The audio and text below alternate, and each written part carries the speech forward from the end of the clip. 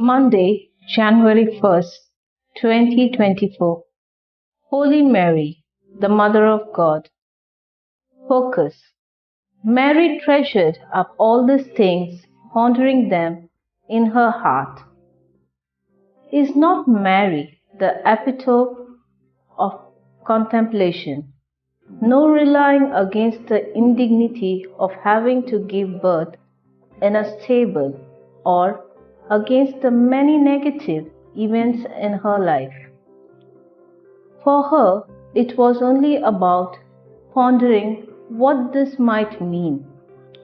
Contemplation gave her strength and hope to accompany Jesus from the time she conceived him along the tangled path till his ascension. She understood the nature of God, infinite possibilities, and one of these was of God becoming human, so utterly inconceivable, since the infinite would now be in humble, limited form.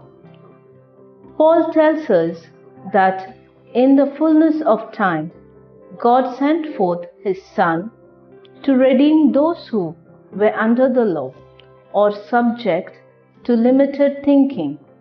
Did Paul always know this?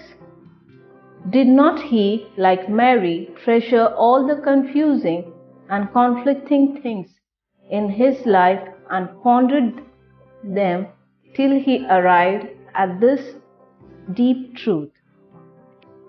He expressed the Christ in Jesus, the one who helps us change our perceptions of God. As we begin this new year, can we ask God to bless us and keep us in peace, so that growing in the fullness of Christ, we can be open to releasing the infinite possibilities in our life? Fruit. Let me, like Mary, ponder the conflicting things in my life and ask what this could mean in the context of God's kingdom.